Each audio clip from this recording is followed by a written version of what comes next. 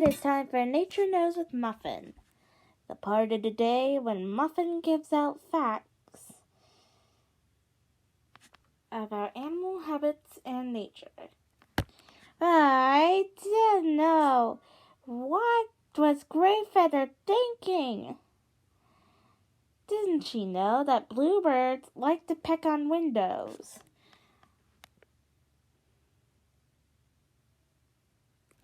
Possums, like Piper,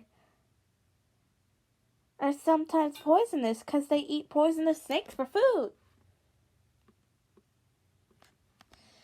And look at those horns. We know what to say. And by that time, Moose was on a mission.